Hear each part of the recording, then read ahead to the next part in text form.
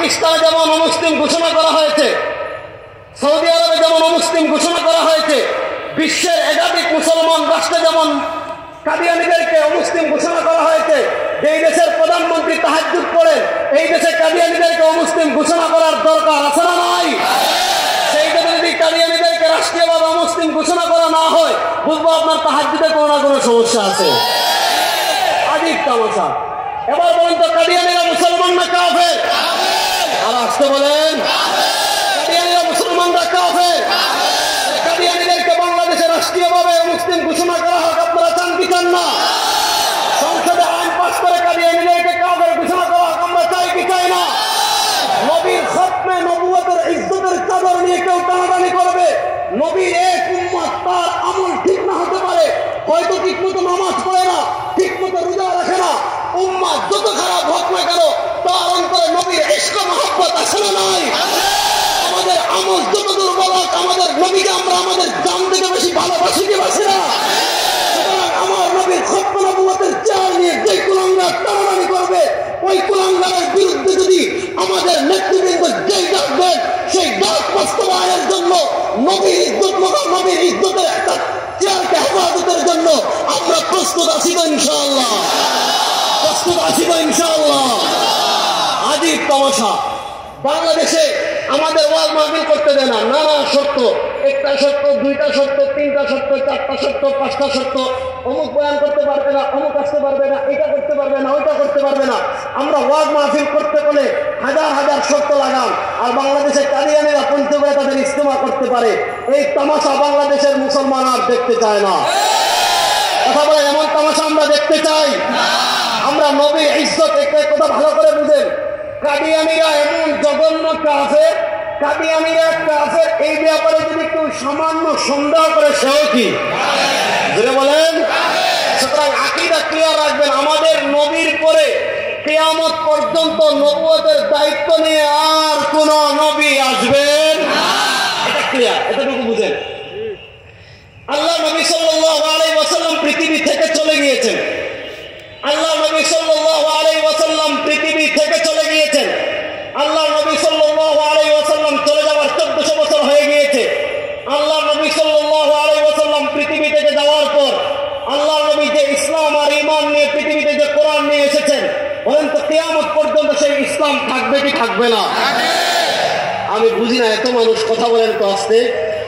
আল্লাহ নবী যে দ্বীন ইসলাম নিয়ে পৃথিবীতে এসেছেন, সেই ইসলাম পৃথিবীতে কিয়ামত পর্যন্ত থাকবে কি থাকবে না? আল্লাহ নবী যে দ্বীন ঈমান, যে কোরআন নিয়ে, যে আইন নিয়ে, যে ইসলাম নিয়ে, শরীয়ত নিয়ে পৃথিবীতে এসেছেন, সেটা পৃথিবীতে কিয়ামত পর্যন্ত থাকবে কি থাকবে না? এবার আমরা যারা নবী পৃথিবী থেকে চলে গিয়েছেন, একটা আকীদার ব্যাপারে একটা ইশারা দিয়ে যায়, মনোযোগ দিয়ে শুনেন। আমাদের সমাজে বর্তমান কিছু ভাই আছেন, ওনারা নিজেদেরকে দাবি করেন তারা আহলুল হাদিস, আছেন না? মনোযোগ দিয়ে বুঝেন। আচ্ছা বলেন তো, আমাদের দেশে কোন দলের নাম কি ডাক্তার? ডাক্তার এটা একটা পেশা, ডাক্তার এটা কি একটা ড্রাইভার, এটা একটা কি মুফতি, এটা একটা মানে যারা ফতোয়া নিয়ে রিসার্চ করেন তাদেরকে মুফতি বলে। আহলুল হাদিস এটা একদল বিশেষজ্ঞ লোকের নাম। ইসলামী শরীয়তে যারা হাদিস রিসার্চ করেন, হাদিস গবেষণা করেন, হাদিস তাসহিহ করেন, হাদিসের সনদ পর্যালোচনা করেন, তাদেরকে 1400 বছরের ইতিহাসে প্রথম 1200 বছর বলা হতো আহলুল হাদিস। তো আহলুল হাদিস এটা কোনো দল? বলেন না, আহলে হাদিস কোনো দল? আহলে হাদিস একদল আলেমের নাম যারা হাদিস রিসার্চ করেন। আর বর্তমান যুগে আমরা এমন এক দুঃখজনক যুগে আসছি যে ঠিক মতো আরবি পড়তেই পারে না, সূরা ফাতিহা বিশুদ্ধ করে পড়তে পারে না, সে বাংলার 2-3টা বই পড়ে আহলে হাদিস হয়ে যায়। তো আহলে হাদিসদের সাথে মৌলিক কয়েকটা আকীদা আমাদের মতভিন্নতা আছে, মনোযোগ দিয়ে শুনেন। এই মৌলিক কয়েকটা আকীদার মধ্যে একটা আকীদা হলো হায়াতুন নবী, একটা আকীদার নাম হায়াতুন নবী। অর্থাৎ আহলুস সুন্নাহ ওয়াল জামাতের আকীদা হলো আল্লাহর নবী সাল্লাল্লাহু আলাইহি ওয়াসাল্লাম পৃথিবী থেকে ইন্তেকাল করে চলে গিয়েছেন, কিন্তু আল্লাহর নবী কবরে জিন্দা। আল্লাহর নবী কবরে জিন্দা, জোরে বলেন আল্লাহর নবী কবরে জিন্দা, আল্লাহর নবী কবরে জিন্দা। ইমাম বাইহাকী রাহিমাহুল্লাহ জগদ্বিখ্যাত মুহাদ্দিস ছিলেন, আপনারা অনেকেই নাম শুনেছেন। 453 হিজরিতে যিনি ইন্তেকাল করেছেন, আজ থেকে প্রায় 1100 বছর আগে ইমাম বাইহাকি রাহিমাহুল্লাহ একটা কিতাব লিখেছেন। এই কিতাবের নামই হইল হায়াতুল আম্বিয়া। উম্মার ইতিহাসে প্রথম 400 বছর, মানে রাসূলুল্লাহ সাল্লাল্লাহু আলাইহি ওয়াসাল্লাম পৃথিবী থেকে বিদায় নেওয়ার পর প্রথম 400 বছর হায়াতুল আম্বিয়া, নবীগণ যে কবরে জীবিত, এই আকীদার উপর কেউ কোনো আপত্তি করে নাই। ইমাম বাইহাকি রাহিমাহুল্লাহর যুগে কিছু পথভ্রষ্ট লোক বের হয়েছিল যারা এই আকীদার উপর আপত্তি করেছিল। ইমাম বাইহাকি রাহিমাহুল্লাহ আজ থেকে 1000 বছর আগে হায়াতুল আম্বিয়া কিতাব লিখে প্রমাণ করে দিয়েছেন যে আল্লাহর নবীগণ কবরে মুরা অবস্থা করে আছেন না, বরং আল্লাহর নবীগণ হলেন কবরে। আর আজকে আকীদা ঠিক করে নিয়েছে, বলেন আল্লাহর নবীগণ কবরে, আল্লাহর নবীগণ কবরে। এবার শুনেন, বাংলাদেশে খান্নাস আছে, এর নাম হলো আব্দুর রাজ্জাক বিন ইউসুফ, চিনেন না? এই আব্দুর রাজ্জাক বিন ইউসুফকে জিজ্ঞাসা করেছে নবী কবরে কেমন আছেন, উনি বলছেন নবী কবরে মরা অবস্থায় পড়ে আছেন। আরেকজন আছে আকরামুজ্জামান বিন আব্দুস সালাম, আপনারা দেখেছেন গত রমজানের আগে আমার সাথে শোভারাতের ডিবেট করেছিলেন, দেখেন নাই? তো আল্লাহর বান্দাকে আমি স্বীকার করাতে বাধ্য হয়েছিলাম, উনি সবার সামনে স্বীকার করেছেন যে শোভারাতের ফজিলত আছে। উনারা জিজ্ঞাসা করতে নবী কবরে জিন্দা না মুর্দা? এই বেয়াদব রাসূলুল্লাহ সাল্লাল্লাহু আলাইহি ওয়াসাল্লাম গুস্তাখি করে বলেছে যে যে নবী জিন্দা এই নবীর আমরা তালাক দিলাম। এবার শুনেন, আল্লাহর নবী কবরে জিন্দা আহলুস সুন্নাহ ওয়াল জামাতের স্বীকৃত আকীদা। আমাদের যে সকল ভাইরা জিন্দা নবীর দলিল পান না, বলবো আপনাদের যারা, আপনারা যাকে ইমাম মানেন নাসিরউদ্দিন আলবানী, তার হাদিসের ক্ষেত্রে তাকে ফলো করেন, তার কিতাবের রেফারেন্স দেন। নাসিরউদ্দিন আলবানীর লেখা কিতাব আছে সিলসিলাতুল আহাদিসিস সহিহা, সেই সিলসিলাতুল আহাদিসিস সহিহাটা খুলেন। নাসিরউদ্দিন আলবানী উনি ইমাম আবু ইয়ালা আল-মাওসিলি রাহিমাহুল্লাহ মুসনাদে আবু ইয়ালা আল-মাওসিলির রেফারেন্সে হাদিস এনেছেন এবং আলবানী রাহিমাহুল্লাহ এই হাদিসকে সহিহ বলেছেন। আল্লাহর নবী তার কিয়ামত পর্যন্ত আগত উম্মতকে ভবিষ্যৎবাণী করে সতর্ক করে গিয়ে বলেছেন, আমার উম্মতেরা শুনো, আল আম্বিয়া আহইয়াউন ফি কুবুরিহিম মুসাল্লুন। আদম আলাইহিস সালাতু ওয়াস সালাম থেকে শুরু করে আমাদের নবী পর্যন্ত আল্লাহ যত নবী পৃথিবীতে পাঠিয়েছেন, আল্লাহ যত রাসূল পৃথিবীতে পাঠিয়েছেন, আল আম্বিয়া আহইয়াউন ফি কুবুরিহিম মুসাল্লুন, সব নবীগণ তার কবরে জীবিত কি করতেন? মুসাল্লুন, নামাজ পড়তেছেন। এবার বলুন তো, যেই নবী কবরে নামাজ পড়েন তিনি জিন্দা না মুর্দা? আচ্ছা, পিছনে ভাইরা মনে হয় কথা বলতেছেন না নাকি? বলেন, যেই নবী কবরে নামাজ পড়েন তিনি জিন্দা না মুর্দা? এই জন্য সহিহ মুসলিমের হাদিস, আল্লাহ নবী সাল্লাল্লাহু আলাইহি ওয়াসাল্লাম তার মেরাজের বর্ণনা দিচ্ছেন। সুবহানাল্লাযী আসরা বিআবদিহি লাইলাম মিনাল মাসজিদিল হারাম ইলাল মাসজিদিল আকসা।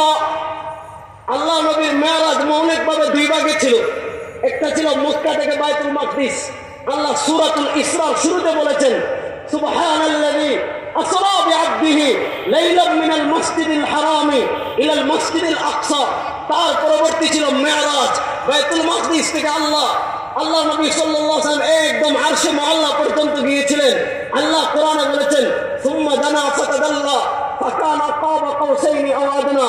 সহিহ মুসলিম শরীফের হাদিস, আল্লাহ নবী বলেন মারারতু লাইলাতান উসরিয়া বি আলা মূসা ইনদা কাসীবিল আহমর। মেরাজের রাতে আমি যখন বিদ্যুতের যে দ্রুত গতিতে বুরাকে চড়ে মক্কা থেকে বাইতুল মাকদিসে যাচ্ছিলাম, বাইতুল মাকদিসের দিকে যাওয়ার সময় হঠাৎ এক লাল টিলার উপর দিয়ে আমি জিবরিলের সাথে যাচ্ছিলাম। আমি দেখতে পেলাম ওই লাল টিলার নিচে নবী মূসা আলাইহিস সালাতু ওয়াস সালামের কবর। আর আমি দেখতে পেলাম নবী মূসা ওয়া হুয়া কায়িমুন ইউসাল্লি ফি কবরিহি। নবী মূসা আলাইহিস সালাতু ওয়াস সালাম তার কবরে দাঁড়িয়ে দাঁড়িয়ে নামাজ পড়তেছেন। এবার বলুন তো, নবী মূসা তার কবরে কি করছিলেন? আল্লাহ নবী সাল্লাল্লাহু আলাইহি ওয়াসাল্লাম তার কবরে কি করছেন? আল্লাহর নবীর একদম সুস্পষ্ট হাদিস, আল আম্বিয়া আহইয়াউন, আল্লাহর নবীগণ জীবিত, কবরে কি করেন? ইউসাল্লুন, নামাজ পড়েন। আল্লাহর নবী নিজে বলেন আমার নিজ চোখে দেখেছি নবী মূসাকে, তিনি তার কবরে নামাজ পড়তেছেন। আল্লাহর নবী কবরে কেমন অবস্থায় জীবিত আছেন শুনেন। ইমাম সাখাবী রাহমাতুল্লাহ আলাইহি জগবিখ্যাত ইমাম ইবনে হাজার আসকালানী রাহিমাহুল্লাহর ছাত্র কিতাব লিখেছেন, রাসূলুল্লাহ সাল্লাল্লাহু আলাইহি ওয়াসাল্লামের দুরূদ সংক্রান্ত কিতাব লিখেছেন আল কাউলুল বাদি' ফি সালাতি ওয়াস সালাম আলাল হাবিবিশ শাফি'। বড় মজাদার, বড় সুন্দর কিতাব শেখ আওয়ামা তাহকিক তালিক করে ছাপিয়েছেন। ইমাম ইবনে হাজার হাইতামি কিতাব লিখেছেন আদ-দুররুল মানজুদ, এখানেও তিনি কি করেছেন, দুরুদ ও সালামের হাদিসগুলো জমা করেছেন। ইমাম সাখাওয়ী রাহমাতুল্লাহ আলাইহি আল মাকাসিদুল হাসানার ভিতর হাদিস এনেছেন আল্লাহ নবী কেমন কবরে জিন্দা।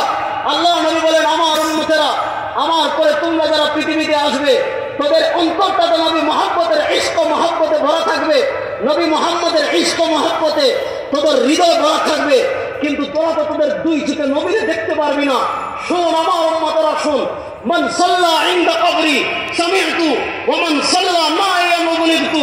আল্লাহ নবী বলেন, শোনো, আমি পৃথিবী থেকে যাওয়ার পর আমার কোন উম্মাহ যদি নবীর ইশক আর মহব্বত নিয়ে নবীর রওজায় আকবাসে দাঁড়িয়ে বলে আসসালাতু ওয়াসসালামু আলাইকা ইয়া রাসূলুল্লাহ, আসসালাতু ওয়াসসালামু আলাইকা ইয়া হাবিবাল্লাহ, আসসালাতু ওয়াসসালামু আলাইকা ইয়া শাফিউল মুযনিবিন, আসসালাতু ওয়াসসালামু আলাইকা ইয়া রাহমাতাল লিল আলামিন। আমার নবী বলেন, আমার উম্মাহ তুই চিন্তিত হোস না, আমি তুই যখন আমার রওজার পাশে দাঁড়িয়ে আমাকে সালাম দেস, আমি নবী মুহাম্মদুর রাসূলুল্লাহ করে তোর আওয়াজ শুনতে পাই, আমি নিজের কানে তোর সালামের খোরাক শুনি আর আমার মুখ দ্বারা আমি সালামের জবাব দেই।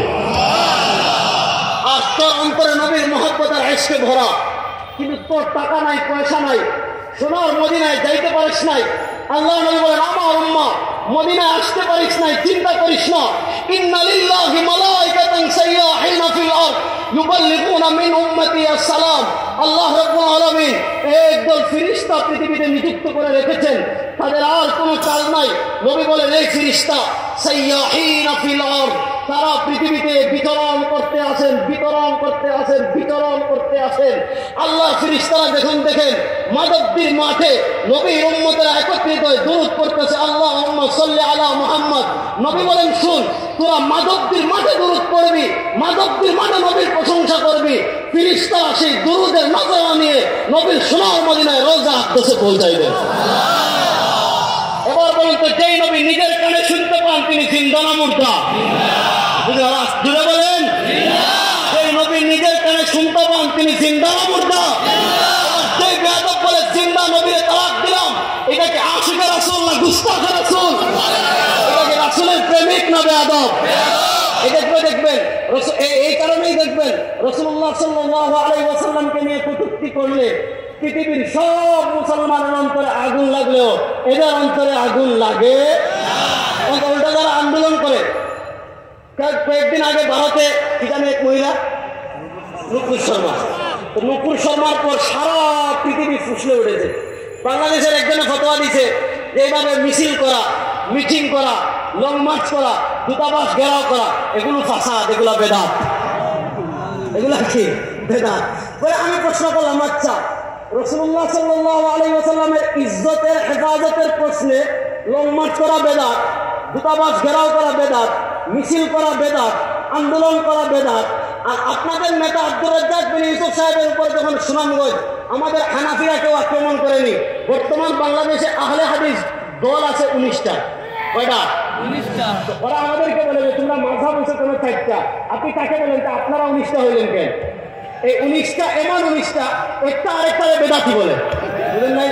আকরামুজ্জামান বিন আব্দুল সালাম যেমন আমাদের কৃষ্ণাবুদের এখানে আসবেন, বায়াত করাবেন, দেখবেন আহলে হাদিসরা বলবে বেদাত, বলে না?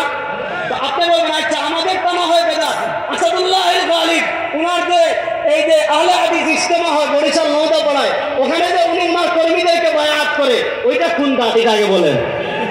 ওইটা যে হাদিসে বেদাত না, ওইটা ওই হাদিসে বেদাত না, আর ওইটা যদি বেদাত হয় এটাও বেদাত। আমি বুঝাইতে পারি নাই? তো শুনেন, তো ওনাদের 19টা দল আছে, এই 19টা দলের কিছু মানুষ আহলে হাদিসের একজন আব্দুর রাজ্জাক বিন ইউসুফ সাহেব দিয়েছেন সুনামগঞ্জে, তো সুনামগঞ্জের আরেক দল আহলে হাদিস ওনারা পিটাইছে। তো পিটানোর পর তারা কি করেছে, সারা দেশে মিছিল করেছে, সারা দেশে আন্দোলন করেছে। বিএনপি সরকার যখন ক্ষমতায় ছিল, আহলে হাদিস আন্দোলনের সভাপতি যে ডক্টর আসাদুল্লাহ গালিব, আসাদুল্লাহ গালিবকে জঙ্গি মামলায় গ্রেফতার করেছিল, তখন এখন আরেকজন আহলে হাদিস আছে, তার নামটা কি আমার মনে আসছে না এই মুহূর্তে, তার বক্তব্য আপনি ইউটিউবে সার্চ দিলে পেয়ে যাবেন। উনি ওই সময় বলেছিল যে আহলে হাদিস আন্দোলনের সভাপতি আসাদুল্লাহ গালিবকে কি করেন, মুক্তি দেন, নাহলে যমুনা সেতু ভেঙে ফেলবো। আন্দোলন করে কি ফেলবো? নিজের শায়েখকে মুক্তির জন্য যমুনা সেতু ভাঙা জায়েজ, আর রাসূলুল্লাহ সাল্লাল্লাহু আলাইহি ওয়াসাল্লামের সম্মান ইজ্জত রক্ষা করার জন্য আন্দোলন করলে বেদাত হারাম না? দেখেন এখন অনেকেই ফতোয়াগুলো দেয় যে আপনারা কেন মিছিল করেন, এগুলো বেদাত। আপনারা কেন স্লোগান দেন, এগুলো বেদাত। আপনারা কেন দূতাবাস ঘেরাও করেন, এগুলো বেদাত। আমি আপনাদেরকে একটা হাদিস শোনাই, সহজ হাদিস। ইমাম ইবনে রাজব হাম্বলী রাহিমাহুল্লাহর একটা জগদ্বিখ্যাত কিতাব আছে, জামিউল উলুম ওয়াল হিকাম। মনোযোগ দিয়ে কথা বুঝেন। ইমাম ইবনে রাজব হাম্বলী রাহিমাহুল্লাহর একটা জগদ্বিখ্যাত কিতাব আছে, জামিউল উলুম ওয়াল হিকাম। সেখানে লম্বা আলোচনা করেছেন, হাদিসের সূচনা করেছেন এইভাবে, আল্লাহ নবী বলেছেন, মান রাআ মিনকুম মুনকারান, তোমাদের কেউ যদি মুনকার আপত্তিকর কোনো কিছু দেখে, ফালইউগাইয়িরহু বিয়াদিহি, সে যেন হাত দ্বারা এটা প্রতিহত করে। প্রথমে প্রতিহত করবে কি দিয়ে? কথা বলেন। এরপরে হাদিসে মনোযোগ দিয়ে বুঝেন। আল্লাহ নবী বলেন, ফাইন লাম ইয়াস্তাতি, যদি তুমি হাত দ্বারা করতে না পারো, ফালইউগাইয়ির বিলিসানি, তাহলে তুমি মুখ দ্বারা প্রতিহত করার চেষ্টা করো। এবার বলুন, আল্লাহ নবী বলেছেন মুখ দ্বারা প্রতিহত করার, বুঝলেন, মুখ দ্বারা প্রতিহত করার কি করো? চেষ্টা করো। এবার দেখেন, মনে করেন বাংলাদেশের সংবিধানে রাষ্ট্র ধর্মের নাম কি? বলেন। আর আজকে বলেন, বাংলাদেশের সংবিধানে রাষ্ট্র ধর্মের নাম কি? এবার মনে করেন উদাহরণস্বরূপ কিছু নাস্তিক মুরতাদ বাংলাদেশের সংবিধান থেকে রাষ্ট্রধর্ম ইসলাম তুলে দেওয়ার ষড়যন্ত্র করছে, তাইলে এটা আপত্তিকর কাজ কি কাজ না? কথা বুঝাইতে পারি নাই। এবার বলুন, আল্লাহ নবী বলেছেন প্রথম হাত দ্বারা প্রতিহত করো। হাত দ্বারা প্রতিহত করার ক্ষমতা আমাদের নাই, কারণ আমরা তো ক্ষমতায় নাই।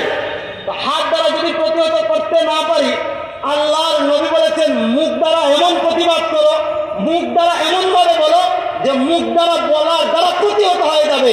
এবার বলুন তো, আপনি খুব সুন্দর স্টুডিওতে খুব সুন্দর করে ভিডিও করে ফেসবুক আর ইউটিউবে আপলোড দিয়ে দিলেন যে কি করেন, যে রাষ্ট্রীয় ধর্ম ইসলামকে রাখেন, ইসলামকে না রাখলে এই ক্ষতি হয়ে যাবে।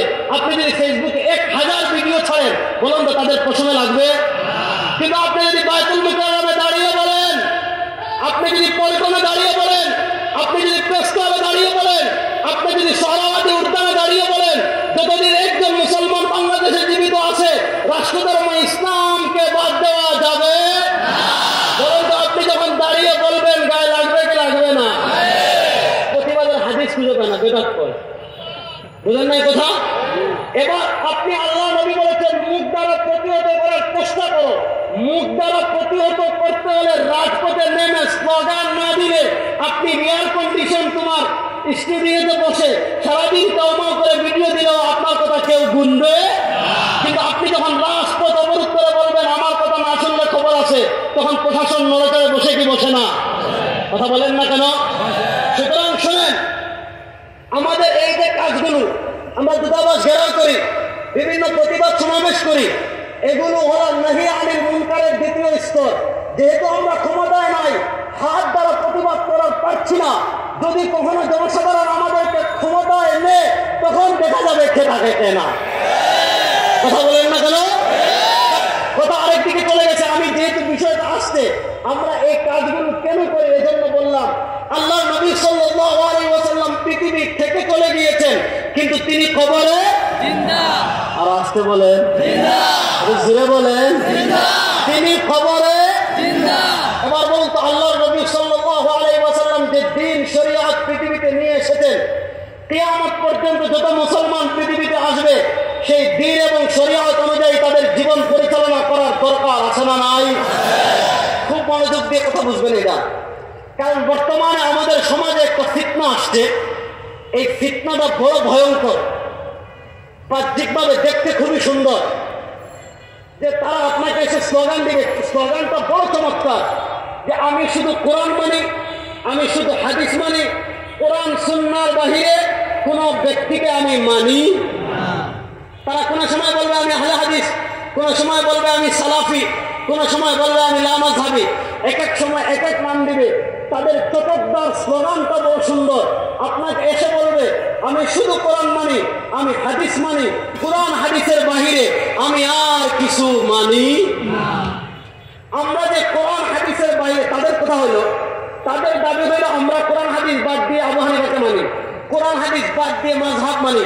আজকে আমি শুধু এইটুকু জবাব দিব যে আমরা কোরআন হাদিস বাদ দিয়ে মাযহাব মানি না কোরআন হাদিসের বিপরীত থেকে মাযহাব মানি, এই প্রশ্নের আজকে জবাব দিব। শুধু মনোযোগ দিয়ে শুনবেন তো ইনশাআল্লাহ।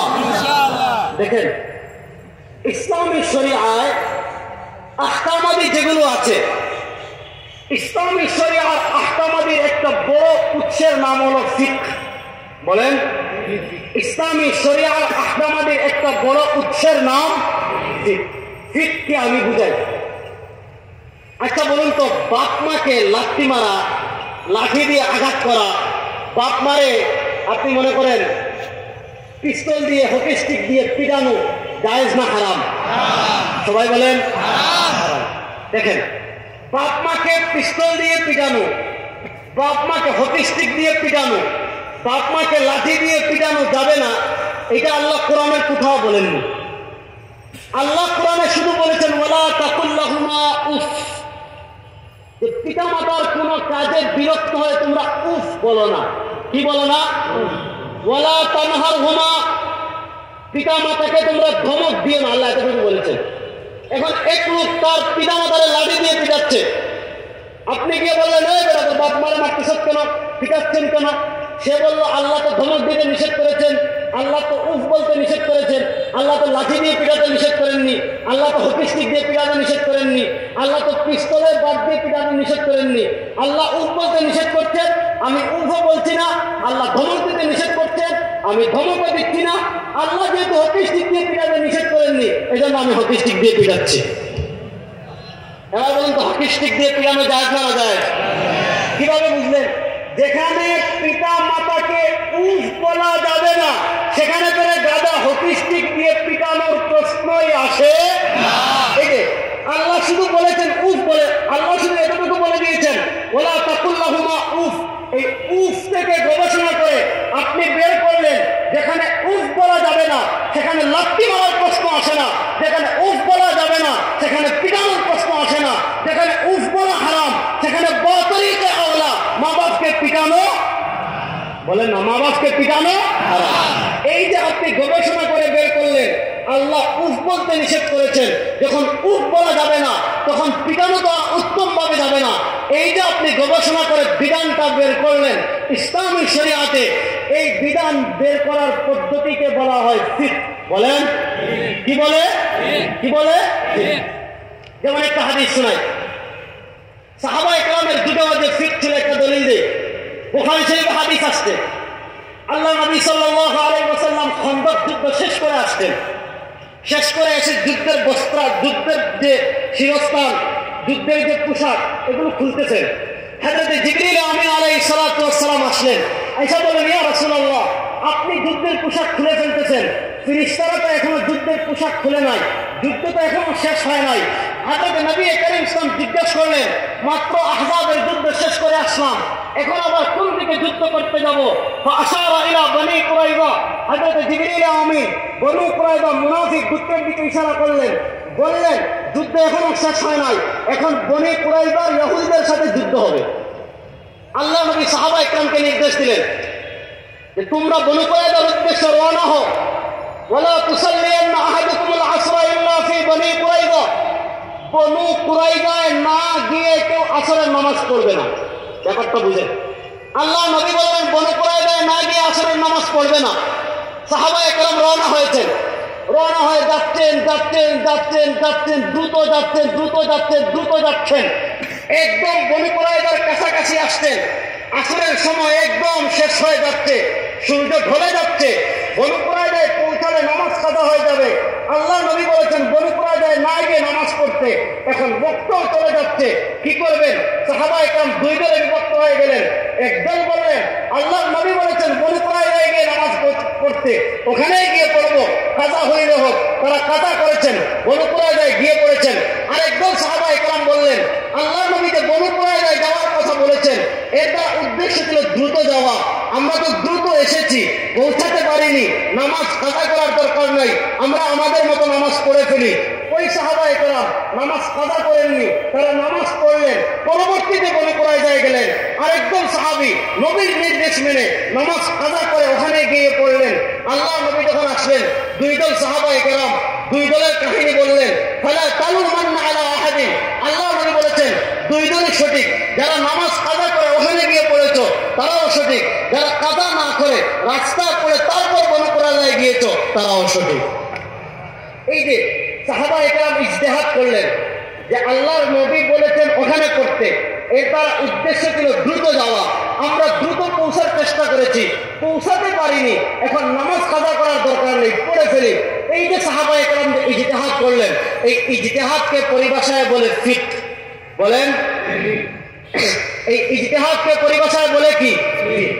এবার এই ফিক লাগে কখন? মনোযোগ দিয়ে বুঝেন। এই প্রশ্নটা যদি বুঝেন তাহলে আর কোনো আহলে হাদিস এসে কখনো আপনাকে বিভ্রান্ত করতে পারবে না। দেখেন, ইসলামী শরিয়ার বিধানাবলী তিন ধরনের। বলেন, ইসলামী শরিয়ার আহকামাদির সমাধান কয় ধরনের? এক ধরনের সমাধান আপনি পাবেন কোরআনে, আরেক ধরনের সমাধান আপনি পাবেন সুন্নায়, আরেক ধরনের বিধানাবলীর সমাধান আপনি পাবেন ফিকহে। যেমন আমি বলি, কয়েকটা উদাহরণ দিই। এক নম্বর উদাহরণ, আল্লাহ বলেছেন আস-সারিকু ওয়াস-সারিকাতু ফাকতাউ আইদিয়াহুমা জাযাআম বিমা কাসাবা। যদি কোনো পুরুষ চুরি করে, যদি কোনো মহিলা চুরি করে, আল্লাহ তাআলা কোরআনে বলেন ফাকতাউ আইদিয়াহুমা, তাহলে তাদের হাত কি করে দিল? চুরের শাস্তি কি? বলেন না, চুরের শাস্তি কি? এবার দেখেন, আল্লাহ বলেছেন চুরি করলে হাত কাটো। এখন কি জিনিস চুরি করলে হাত কাটবেন? কতটুকু চুরি করলে হাত কাটবেন? কোন জায়গা থেকে চুরি করলে হাত কাটবেন? কোন জায়গায় হাত কাটবেন? কতটুকু চুরি করলে হাত কাটবেন? কি চুরি করলে হাত কাটবেন? কোন জায়গা থেকে চুরি করলে হাত কাটবেন? কতটুকু হাত কাটবেন? এই বিস্তারিত ডিটেলস আল্লাহ কোরআনে বলেন। বিস্তারিত ডিটেলস আপনি পাবেন কোথায়? হাদিসে। বলেন, বিস্তারিত ডিটেলস আপনি পাবেন কোথায়? হাদিসে। আল্লাহ বলেছেন আতুজ যাকাত, যাকাত দাও। বলেন, যাকাত দেওয়া ফরজ কি ফরজ না? সবাই বলেন। আল্লাহ কোরআনে জায়গায় জায়গায় বলেছেন আতুজ যাকাত, যাকাত দাও। কোন জিনিসের যাকাত দিবেন? কতটুকু হলে যাকাত দিবেন? কতদিন থাকলে যাকাত দিবেন? এর বিস্তারিত ডিটেলস আপনি কোরআনে পাবেন। বলেন না, বিস্তারিত ডিটেলস আপনি কোরআনে পাবেন। বিস্তারিত ডিটেলস পাবেন আপনি কোথায়? বলেন না, বিস্তারিত ডিটেলস পাবেন আপনি কোথায়? হাদিসে। আল্লাহ বলেছেন আকিমুস সালাহ, নামাজ পড়ো। আল্লাহ বলেছেন আল্লাযীনা ইউকিমুনাস সালাহ, যারা নামাজ প্রতিষ্ঠা করে। আল্লাহ বলেছেন কাদ আফলাহাল মুমিনুন, মুমিনগণ সফলকাম হয়েছে। কোন মুমিনগণ? আল্লাযীনা হুম ফি সালাতিহিম খাশিউন, যারা একনিষ্ঠ চিত্তে নামাজ পড়ে। আল্লাহ কোরআনের জায়গায় জায়গায় বলেছেন নামাজ পড়ো। কয় ওয়াক্ত নামাজ পড়বা, কখন পড়বা, কত রাকাত পড়বা, কিভাবে করবা, কখন রুকু করবা, কখন সিজদা দিবা, কখন তিলাওয়াত করবা, কখন তাসবিহ পড়বা, কখন তাশাহুদ পড়বা, কখন সালাম ফিরাইবা, কখন দোয়া করবা। বিস্তারিত ডিটেলস আল্লাহ কোরআনে বলেন নাই। বিস্তারিত ডিটেলস আপনি পাবেন কোথায়? বলেন না, বিস্তারিত ডিটেলস আপনি পাবেন কোথায়? এজন্য শুনেন, আপনি যখন কোন বিষয় কোরআনে পেয়ে যাবেন, মনোযোগ দিয়ে বুঝেন, আপনি যখন কোন বিষয়ের সুস্পষ্ট সমাধান কোরআনে পেয়ে যাবেন, তখন আর কোন জায়গায় যাওয়ার কোন দরকার নাই। যেমন বলেন, রমাদানুল মুবারকের রোজা রাখা ফরজ না নফল? ভাই একটু কথা বলেন। রমাদানের রোজা রাখা ফরজ না নফল? কেন? আল্লাহ কোরআনে বলে দিয়েছেন ফামান শাহিদা মিনকুমুশ শাহরা ফালিয়াসুম, যে রমাদান মাস পায় সে যেন রোজা রাখে। যেহেতু আল্লাহ কোরআনে রোজা রাখার কথা বলে দিয়েছেন, এজন্য রোজা রাখা ফরজ। এই বিধান বুঝতে আমার আর কোথায় যাওয়ার কোনো দরকার নাই। আর কোথাও যাওয়ার কোনো দরকার নাই।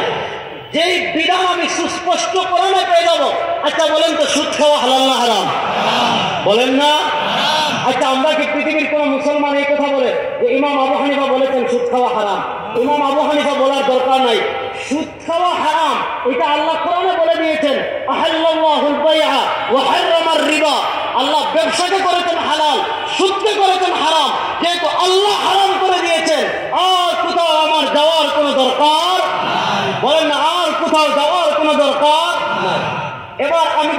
প্রথম কোরআনে পেয়ে যাব, আমি কোরআনের উপর আমল করব। আমি যখন কোরআনে পাবো না, আমি হাদিসে আসব। হাদিসে যদি আমি সুস্পষ্টভাবে পেয়ে যাই, হাদিসের উপর আমি আমল করব। আমার আর কোথাও কোনো যাওয়ার দরকার।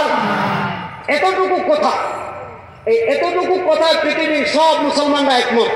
আমরাও বলি, আহলে হাদিস ভাইরাও বলে, সবাই বলে যে কোরআনে পেলে কোরআন অনুযায়ী আমল করব, কোরআনে না পেলে হাদিস অনুযায়ী, হাদিসে যদি পাই হাদিস অনুযায়ী আমল করব। এবার আসেন পয়েন্ট নম্বর 3, মনোযোগ দিয়ে শুনেন। ইসলামী শরিয়ার কিছু মাসআলা আছে যেগুলোকে বলা হয় ওয়াকিআত।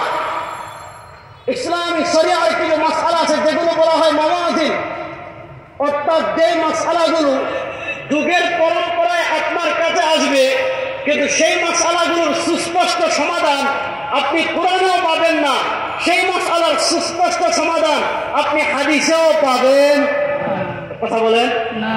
যে মাসআলার সুস্পষ্ট সমাধান আপনি কোরআনেও পাবেন, যে মাসআলার সুস্পষ্ট সমাধান আপনি হাদিসেও পাবেন। এবার বলেন, যে মাসআলা আমি কোরআনে পেলাম, কোরআন অনুযায়ী আমল করলাম, যে মাসআলা আমি কোরআনে পেলাম না, হাদিসে পেলাম, হাদিস অনুযায়ী আমল করলাম। কিন্তু 3 নম্বর অপশনে আসেন, যখন আপনি কোরআনেও পেলেন না, যখন আপনি হাদিসেও পেলেন না, তখন এই মাসআলার সমাধান জানার দরকার আছে না নাই? তখন আপনি কি করবেন? এটা আগে বুঝেন। এইটা বুঝলেই পেশটা ছিঁড়ে যাবে। আমাদের যে সকল ভাইয়েরা বলেন যে আমরা কোরআন হাদিসের বাহিরে আর কিছু মানি, কোরআন হাদিসের বাইরে কোনো ব্যক্তিকে মানি, কোরআন হাদিসের বাইরে কোনো মাযহাব মানি, আপাতত ধরে নিলাম তাদের কথা ঠিক। মনে করেন আমি কিছু সময়ের জন্য আহলে হাদিস হয়ে গেলাম, আমি কিছু সময়ের জন্য মাযহাবী হয়ে গেলাম, যে আমি শুধু কোরআন মানি, আমি শুধু হাদিস মানি, এর বাহিরে আমি আর কিছুই মানি না। এবার আহলে হাদিস আমি, আমার এই ভাই হানাফি। মনে করেন এই ভাই আমাকে প্রশ্ন করলো, আবরার সাহেব আপনি কোরআন হাদিসের বাইরে আর কিছুই মানেন না, ঠিক না? আমি বললাম হ। আচ্ছা বলেন, যেই মাসালা আমি কোরআনেও পেলাম না, যেই মাসালা হাদিসেও পেলাম না, এই মাসালায় আমি কি করবো? যেমন আমি সহজ করে বুঝাই, আপনাদের মাধবদীতে কোনো হাসপাতাল আছে কিনা? মাসালাটা বুঝেন, মাধবদীতে হাসপাতাল আছে কিনা? এখন এক ব্যক্তি রোজা রাখছে, রোজা রাখার পর তার প্রচন্ড পেট ব্যথা শুরু হয়েছে, এমন প্রচন্ড পেট ব্যথা, একদম ভয়াবহ অবস্থা। তার ছেলে সন্তান মিলে মাধবদী হাসপাতালে তারা নিয়ে আসছে, ওই ব্যক্তি রোজা অবস্থায়। এখন ডাক্তার কি করেছে? রোজা অবস্থায় এখানে একটা ইঞ্জেকশন দিছে, এখানে একটা ইঞ্জেকশন দিছে, এরপরে কি করেছে? মুখে অক্সিজেন দিয়েছে, তারপরে কি করেছে? পিছনের রাস্তা দিয়ে দুষ দিছে। এবার বলুন তো তার রোজা আছে না নাই? দাঁড়ান কত একটু করে দিয়ে, তার রোজা আছে না নাই? এই মাসালার আমার সমাধান জানার দরকার আছে না নাই? বলেন। এবার বলুন তো, রোজা অবস্থায় কেউ ইঞ্জেকশন পুশ করছে, রোজা অবস্থায় কেউ ইঞ্জেকশন পুশ করছে, রোজা অবস্থায় কেউ তার শরীরে সেলাইন পুশ করেছে, তার রোজা আছে না নাই? এই মাসালা আপনি কোরআনের কোথাও পাবেন না। আর আজকে বলেন, এই মাসালা আপনি হাদিসেও পাবেন না। কারণ রাসূলুল্লাহ সাল্লাল্লাহু আলাইহি সাল্লামের যুগে ইঞ্জেকশনের কোনো কারবার ছিল না। এবার বলেন, রোজা অবস্থায় এক লোক ইঞ্জেকশন পুশ করেছে, তার রোজা আছে না নাই? এই মাসালার সমাধান জানার আমার দরকার আছে না নাই? এবার এই মাসালার সমাধান যদি আপনি সহিহ হাদিস থেকে দিতে পারেন, আমি আহলে হাদিস হয়ে যাবো। কথা বুঝাইতে পারি ভাই? এই মাসালার সমাধান যদি আপনি সহিহ হাদিস থেকে দিতে পারেন, আমি আহলে হাদিস হয়ে। খুব মনোযোগ দিয়ে শুনেন। এক ব্যক্তি মাদক থেকে আল্লাহ না করুক গাড়ি অ্যাক্সিডেন্ট করেছে, গাড়ি অ্যাক্সিডেন্ট করার পর তার শরীরে রক্ত শূন্যতা তৈরি হয়েছে। এখন কি করেছেন? এক ভাইয়ের শরীরের রক্ত নিয়ে তার শরীরে পুশ করেছেন। এমন রক্ত পুশ করে কি করে না? এখন মনে করেন এক পুরুষের 2 ব্যাগ রক্ত নিয়ে আপনি এক মহিলার শরীরে পুশ করেছেন। এখন এই পুরুষের 2 ব্যাগ রক্ত এই মহিলার শরীরে চলে আসছে। এখন এই পুরুষ এই মহিলাকে বিয়ে করতে পারবে কিনা? এখন আমাকে এখন আমাকে বলেন, এই মাসালা আপনি কোরআনে পাবেন না। আর আজকে বলেন, এই মাসালা আপনি হাদিসে পাবেন না। রাসূলুল্লাহ সাল্লাল্লাহু আলাইহি ওয়াসাল্লামের যুগে এমন চিকিৎসা বিজ্ঞান ছিল না যে একজন কি মহিলার রক্ত আরেকজন মহিলার শরীরে পুশ করা। এই যে আমাদের আহলে হাদিস ভাইদের মসজিদ, এটা কয়তলা?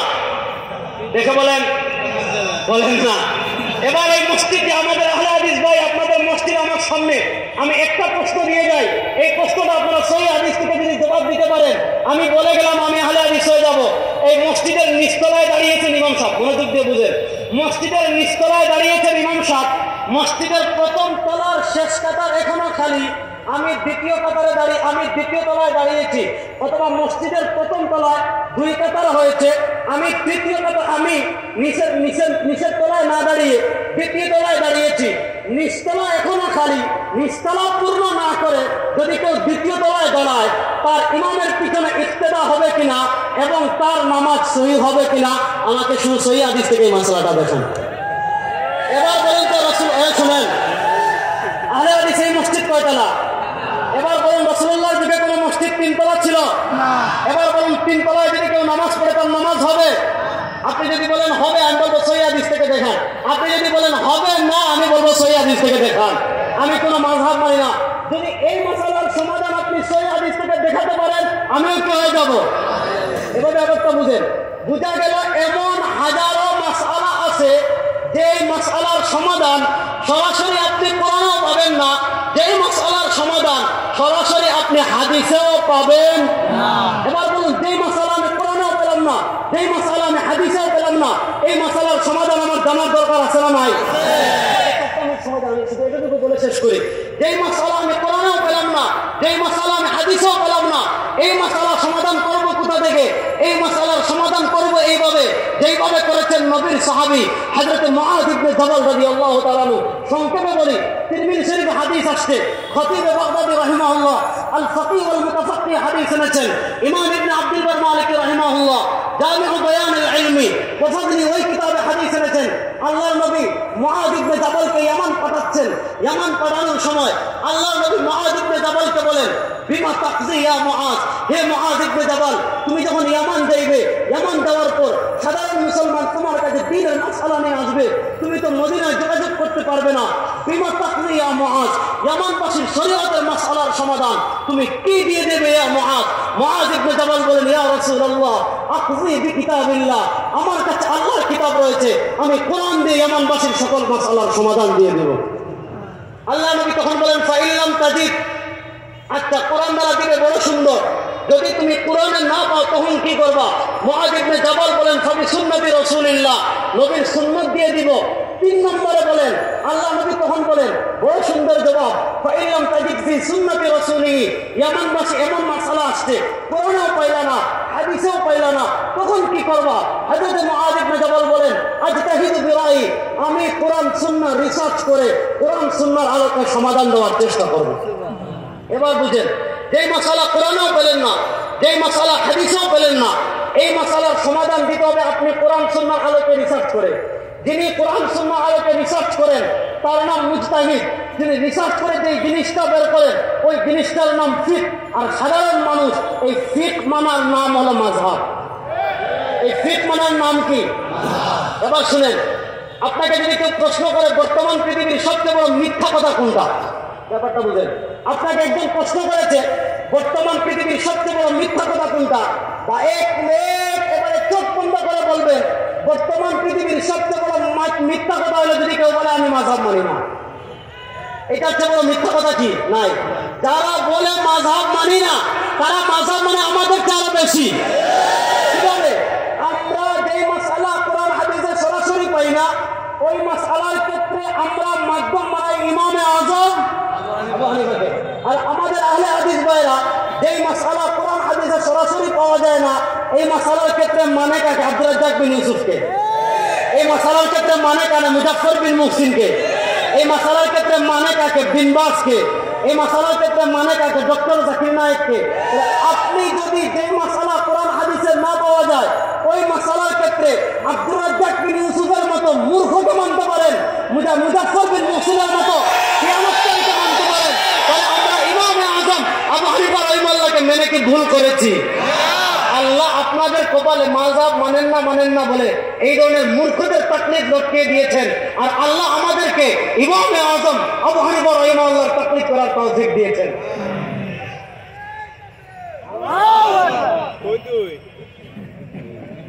আচ্ছা, কিছু প্রশ্ন করেছে, আমি উত্তর দিব।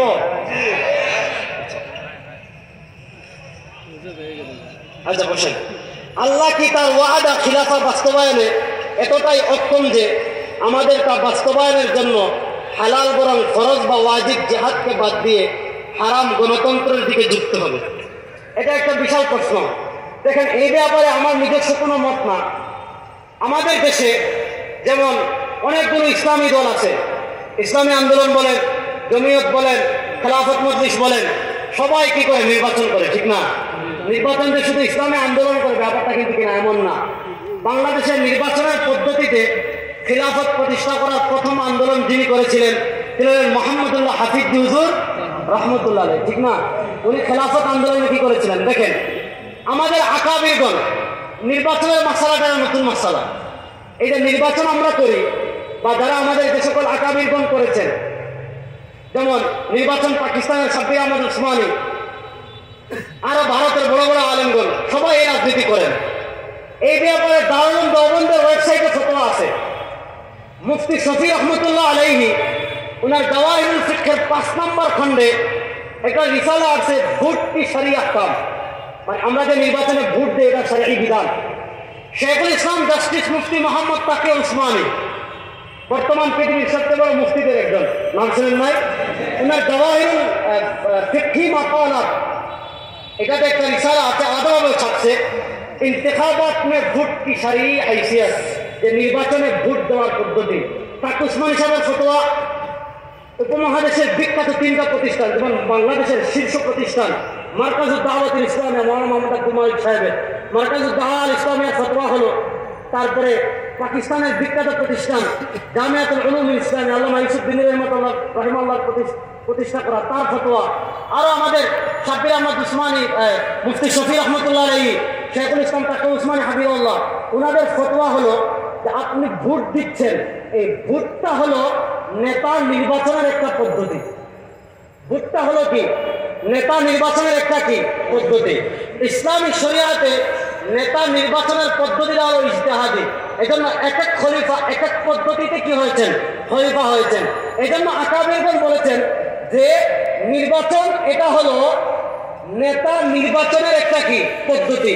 নেতা নির্বাচনের যেহেতু পদ্ধতি, এজন্য আপনি যখন নির্বাচনে ভোট দিচ্ছেন, ভোট দেওয়ার মানে হলো আপনি তার ব্যাপারে সাক্ষী দিচ্ছেন, ভোট দেওয়ার মানে হলো আপনি তার ব্যাপারে সুপারিশ করছেন। এটা আমার কথা না, দারুল দেওবন্দের ফতোয়া, তাকি উসমানী সাহেবের ফতোয়া, মুফতি শফি রহিমাহুল্লাহর ফতোয়া, যে আপনি ভোট দিচ্ছেন মানে একজন নেতার ব্যাপারে সাক্ষী দিচ্ছেন। এজন্য দারুল দেওবন্দকে জিজ্ঞাসা করা হয়েছিল যে কোথাও কোনো প্রার্থী হয়েছে, একজন প্রার্থী ভালো, আমি আরেকজন প্রার্থী খারাপ, আমি ভোট দিতে যাবো কিনা? দারুল দেওবন্দ ফতোয়া দিয়েছে যে আপনি অবশ্যই যে ভালো প্রার্থী তাকে ভোট দিতে যাবেন, কারণ তাকে যদি আপনি ভোট না দেন তাহলে যেই লোক খারাপ ওই লোক সমাজের সভাপতি হবে, আর যেই লোক ভালো, ভালো লোকটা তার পিছনে গিয়ে দৌড়াবে। কথা বুঝাইতে পারি নাই? এই জন্য এই ব্যাপারে দারুল দেওবন্দের যে ফতোয়া আমাদের একই ফতোয়া, এই ব্যাপারে তাকি উসমানী সাহেবের যে ফতোয়া আমাদের একই ফতোয়া, এই ব্যাপারে মুফতি শফি রহমাল্লাহর যে ফতোয়া আমাদের একই ফতোয়া, এই ব্যাপারে মারকাজুদ দাওয়ার যে ফতোয়া আমাদের একই ফতোয়া, এই ব্যাপারে জামিয়াতুল উলুমুল ইসলামিয়ার যে ফতোয়া আমাদের একই ফতোয়া। এখন যদি ওনারা সবাই হারাম পথের দিকে মানুষদেরকে দাওয়াত দেয়, তাহলে মনে করেন আমরাও না হয় কিছু সময়ের জন্য গেলাম। কি বলেন? আল্লাহ রাব্বুল আলামিন আমাদের সবাইকে সঠিক পথে পরিচালিত করুন। দেখেন, অনেক কথা এবং এগুলো নিয়ে আমার স্বতন্ত্র যে অনেক আলোচনা আছে, হুজুরে চলে আসলে লম্বা করলাম না, শুধু এতটুকু বললাম যে আকাবিরগণ এই কথা বলেছেন।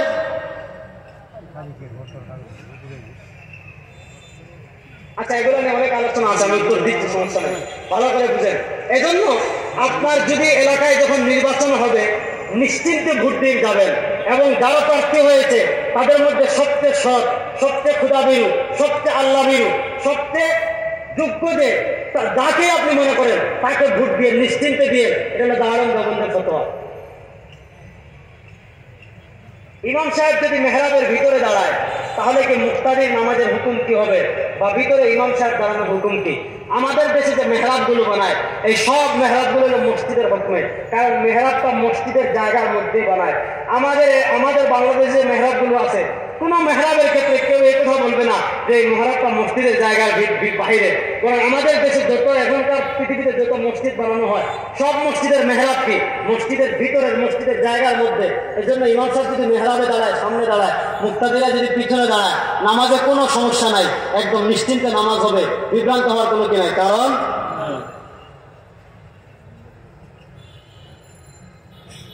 আচ্ছা, ইন আসাবতু ফামিনাল্লাহ ওয়া ইন আখতাতু ফামিন্নি ওয়া মিনাশ শাইতান সুবহানাকাল্লাহুম্মা বিহামদিকা আশহাদু আল লা ইলাহা ইল্লা আনতা আস্তাগফিরুকা ওয়া আতুবু ইলাইক। আসসালামু আলাইকুম ওয়া রাহমাতুল্লাহি ওয়া বারাকাতুহু। আলহামদুলিল্লাহ।